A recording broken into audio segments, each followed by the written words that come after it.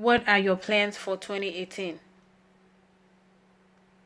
This is December 31st, 2017, and we're celebrating, we're thanking God for giving us life because many died.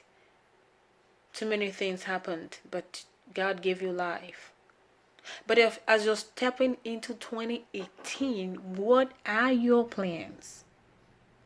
Because you see a lot of people singing crossover night. Oh yeah, 12 o'clock. Once it's 12 o'clock midnight, everybody's screaming Happy New Year. Too many, you can, oh my God, it's a lot of, happiness, joy.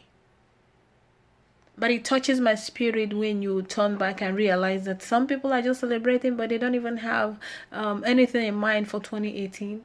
And then they're just gonna go ahead and end up the way they ended up in 2017, and there won't be anything much to achieve. You have to have plans. What are your goals for 2018? You have to have goals. You have to have plans. You have to have the presence of God. You have to have goals, and goal is nothing but an aim, is an objective. Okay, a goal is a desire to achieve a purpose. For instance, if I have a goal to become a tailor in 2018, I should have a plan on how to go about that. And a plan is a procedure, is a scheme. A plan is a method, is a style, is an idea you want to use to achieve that purpose. So my goal is to become a tailor in 2018. Then I better have a plan and start planning right now. How am I going to get a machine? I need a sewing machine. After I get the sewing machine, I need to start having plans on how to start my sewing career, my sewing classes. Sometimes you're going to realize that your time is so jam-packed, your schedule is so full. I don't even have time for this. But because it's a priority, because it's a goal that you already set out, because I have made up my mind that in 2018, I want to be a tailor, then I'm going to try to move things around. And that's why a plan is a scheme. That's why a plan is a strategy, is a method, on how to achieve that. I just need to move things around to be able to start my classes. And then you realize that before May 2018, I have already become a tailor. And I can make money from it. I can make an ends meet from it. And the next thing to do is to mention them to Christ. Because without Him, we can do nothing. But with Him, we can command mountains to be removed and be casted into the oceans. We need Christ in our lives to survive. Jeremiah 29:11 says, "For I know the plans I have for you." The plans I have for you.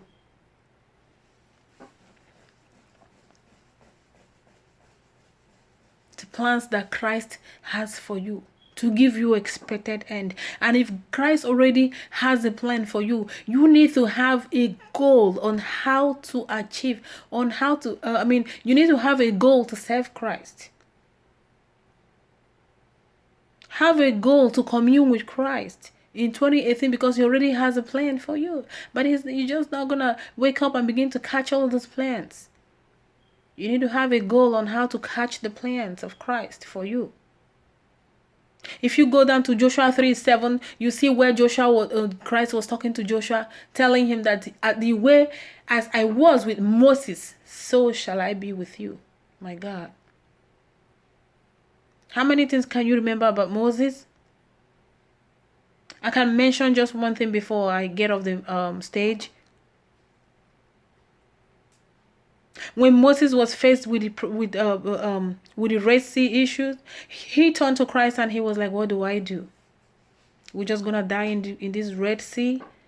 And then Christ was like, "What do you have in your hand?" "I have my staff." "Use what you have in your hand." And when he did strike, what happened? Big road, dry land, and they could cross. And because God has made a promise for you, He has made a promise for you and for myself in Joshua 3:7. He said, as he was with Moses, so shall he be with you in 2018. Nothing shall be a barrier. Don't even look at anything. Do not allow anything to hinder you. It doesn't matter that your classmates, that your colleague, somebody somewhere, they are talking about you, making caricature of you because they think they have arrived and they think you are just a bunch of failure. Don't worry about them because Christ can pull them down. But it doesn't matter whether Christ pulls them down or not. What matters is because you have the presence of God in your life. Christ is going to elevate you in due course. All you need to do is just to do the needful. Do the needful. Have goals. Have plans. And have Christ in 2018. Don't just jump into 2018 and begin to wallow. Well, Christ knows me. He knows my name. Yes, he knows you, of course. There's a reason you have brain. There's a reason Christ has given you wisdom. Have a goal. Even if it is just one goal, have a goal. I'm going to be a teller in 2018 to help my family. Have a plan on how to achieve that. Have Christ. You have to always commune with Christ. If Moses did not have Christ, Moses would have been gone because Moses didn't know he could use something in his hand. How many of us have been suffering without knowing that we even have something in our hands that we can use? But because you're going to heed to this instruction and pay attention to Christ and commune with him, then you're going to realize in 2018 that you have something very important in 2018 that you're going to use. It's right on your hand. Use it.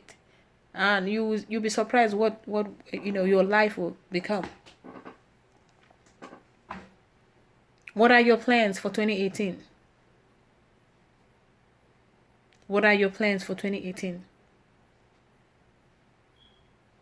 If you haven't had one already, begin to have goals now. Begin to have goals, even if it is one goal. Try to have a goal.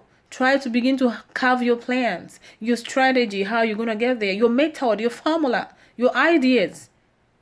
Have desire. Have desire. What are your desires for 2018? Mention them to Christ. Bring both your plans and your goals and table them to Christ. That way, when God tells you that there's something you have in your hand, you won't be deaf. You will hear because you commune with him. 2018 is going to be very beautiful for